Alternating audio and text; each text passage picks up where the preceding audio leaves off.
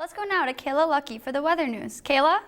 Thanks, Kari. Here at the weather studio, we're taking a look at all the severe thunderstorms that occurred earlier this week down south.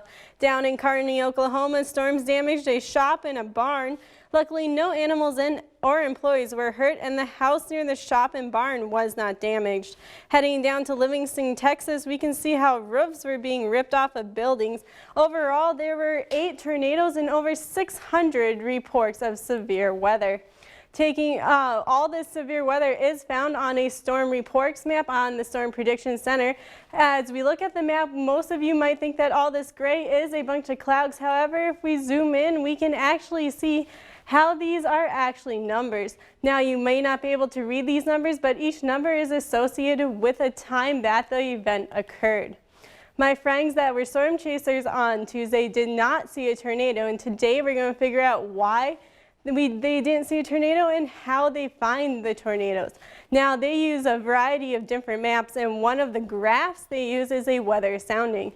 On this weather sounding, you can see the wind barbs right here, which will determine the wind shear, and we can actually see the instability in the air by this graph over here. Now, this graph over here is made when they send up a weather balloon, and when that weather balloon comes down, it brings down with it the temperatures and the heights of the different parts of the atmosphere.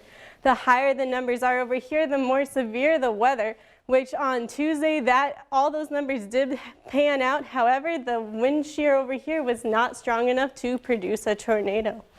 Now, winds do affect airplanes and weather, and we're going to find out how they actually affect the pilots too. Every aviator knows that weather is king when they fly amongst the clouds. Pilots sometimes run into inclement weather, making it hard for them to get their gears off the ground. And whether we go by wind, visibility, cloud ceiling height, day, night have separate limitations. Jeremy Raisler works with a team to decide when conditions are safe for UND student pilots. Safety will always be of the highest importance, even in months when dealing with the weather is a challenge. No Fly November there's some truth to that. The reality is, as far as winter is concerned, the colder it is, the better the weather is. As much as weather dictates as to when UND pilots can fly, their level of experience handling the weather is important as well.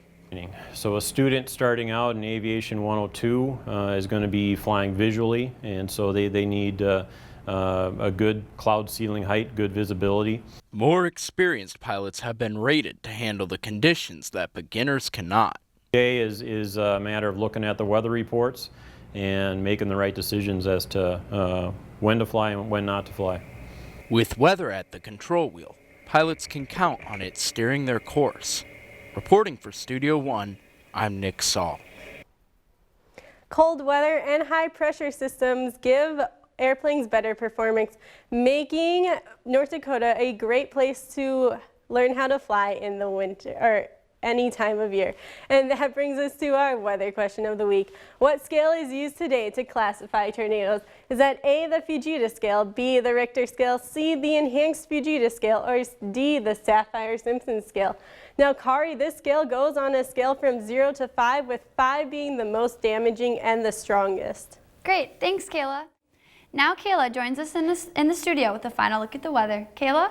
Thanks, Kari. As we look at temperatures for the week, it's going to be pretty divided in half, with the warmer temperatures staying out west and the cooler temperatures staying out east. As we go into precipitation, we can see that Florida is finally getting some much needed rain for that drought in Southern California. As we go down to Texas, we can see that it's going to be drier out there, as they will finally be getting some relief from that flooding. And this brings us to our weather question of the week. What scale is used today to classify tornadoes? And that answer is C, the enhanced Fujita scale. Now, this scale is pretty new. It's only been used since 2007. Before that, Kari, we were using the Fujita scale, which was named by Fujita himself after he analyzed the 1957 Fargo tornado. Well, that's a great little local fun fact. Thanks, Kayla.